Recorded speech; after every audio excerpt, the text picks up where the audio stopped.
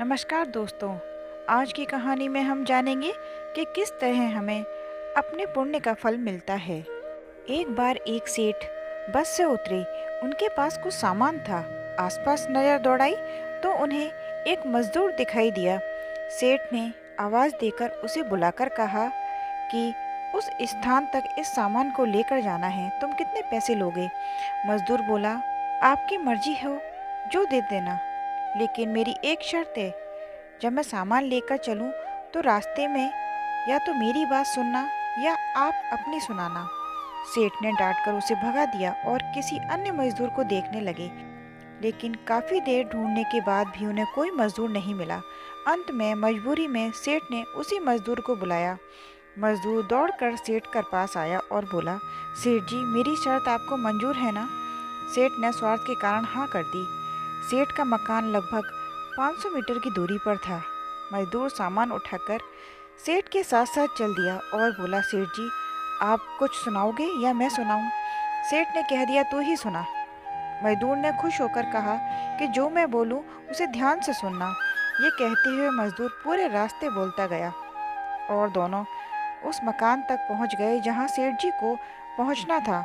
मजदूर ने बरामदे में सामान रख दिया। सेठ ने जो भी पैसे दिए वह मजदूर ने ले लिए और सेठ से बोला कि सेठ जी, मेरी बात आपने ध्यान से सुनी या नहीं?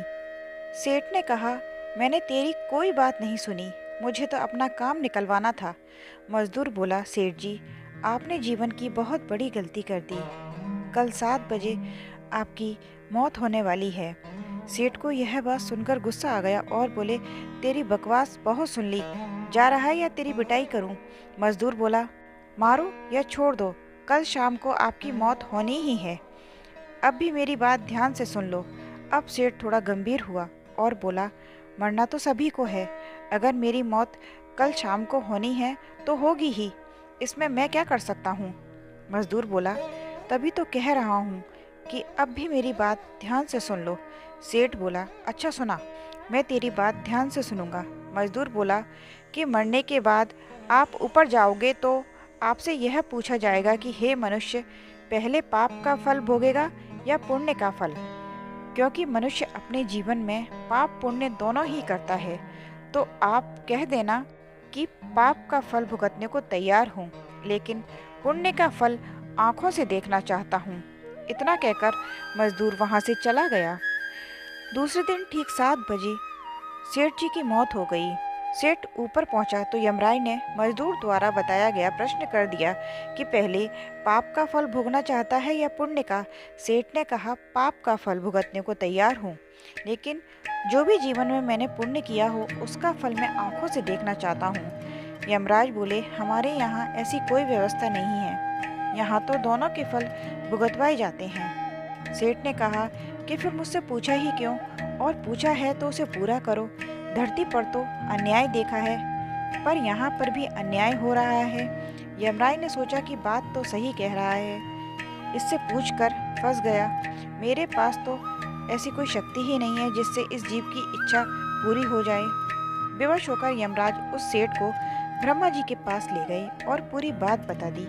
ब्रह्मा जी ने अपनी पोथी निकालकर सारे पन्ने पलट डाले, लेकिन उनको कानून की कोई ऐसी धारा नहीं मिली जिससे जीव की इच्छा पूरी हो सके। ब्रह्मा जी भी बेवश होकर यमराज और सेठ को साथ लेकर भगवान विष्णु के पास पहुंचे और सारी समस्या बताई। भगवान विष्णु ने यमराज और ब्रह्मा जी से कहा कि आप लोग जाइए, अपना अपना काम देखिए। दोनों चले गए। भगवान ने सेठ से कहा, अब बोलो, तुम क्या चाहते हो? सेठ बोला, अजी साहब, मैं तो शुरू से एक ही बात कह रहा हूँ कि पाप का फल भुगतने को तैयार हूँ, लेकिन पुण्य का फल आंखों से देखना चाहता हूँ।